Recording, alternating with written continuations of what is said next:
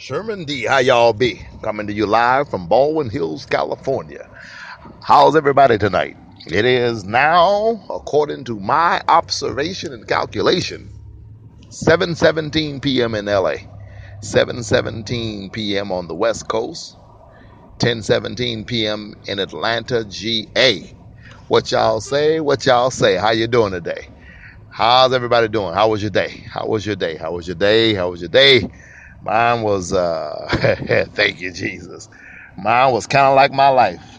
Up and down and up, over and under, in and out. One minute I was on top of the world. The next minute I was underneath the bridge.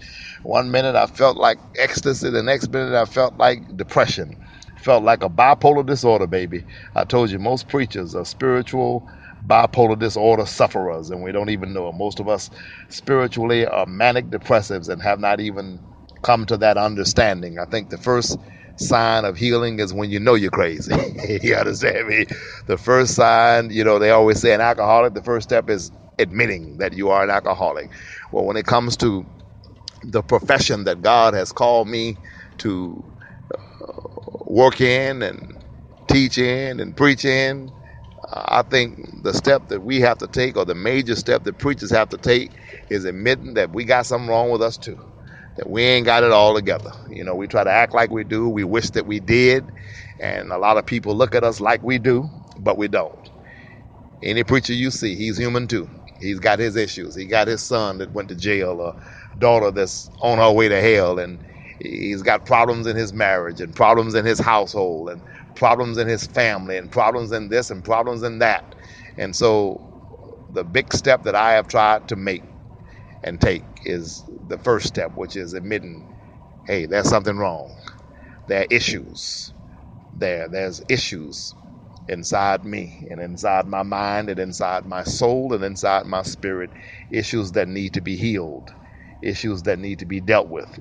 And I thank God for the fact that He showed these things to me.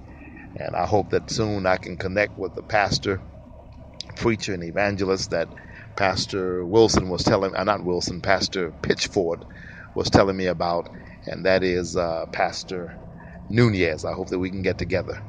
I really do. It sounds like somebody that I need to know. Sounds like somebody who will be similar to Pastor Gene Barber. Pastor Barber was a female preacher that I knew and that I preached for a whole lot of times in my life in the 90s, before I ever saw the inside of a California jail cell. And I thank God for her. The things that she breathed into my spirit, the things that she brought into my life, were a major, major blessing to me. And so God will order your steps. But what I would like to see men and women do who are listening to this podcast is, to thine own self be true. Get to know yourself. Get to know what your issues are. Because you can't deal with them until you acknowledge them. And you can acknowledge them until you know what they are. Find out what they are. What is abnormal about your behavior? What is abnormal about you? What do you need to work on? What do you need to deal with? What issues are there in your life? Untreated illnesses, wounds that need to be healed, stuff that needs to be dealt with.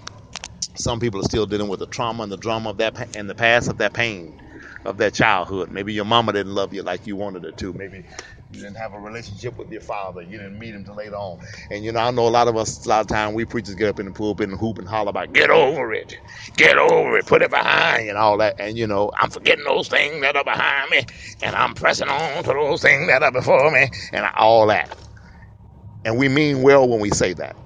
And there is some truth in that. You don't need to wallow in your past. You don't need to live in despair. You don't need to let yesterday keep killing your todays. I agree with that wholeheartedly. But at the same time, some people are dealing with issues that are untreated, and they need to go back and process that. They'll never heal it until they deal with it. And so we have to find out, what your particular case is and what your issue is about. Maybe you're not just someone wallowing and living in the past. Maybe it's just so much in your past that it was never dealt with. You never closed it out. You can't forget about it because it has taken over you. It's buried deep in your subconscious, and it's untreated and unhealed, and certain things bring it up. And you need to learn how not just to suppress it, but to treat it, to heal it. See, suppression leads to regression. Suppression can lead to a whole lot of things coming up. Illnesses later on in life, stress, heart attacks, nervous breakdown. We don't want to just suppress. We want to deal with it. We want to handle it. We want to treat it. We want to heal it. And so my message to you this evening is get it healed. Get the issue, treat it, and then you can get over it. We want you to get over it. That's the ultimate goal, get over it. But you can't get over it until you get under it and get it from underneath you. You understand what I'm saying? Get over it after you treat it. Pull it up, think about it, talk about it, figure out what's wrong, figure out what's really hurting you, what's really bothering you, treat it, and then heal it. Sherman D. Manning, I'll talk to you later.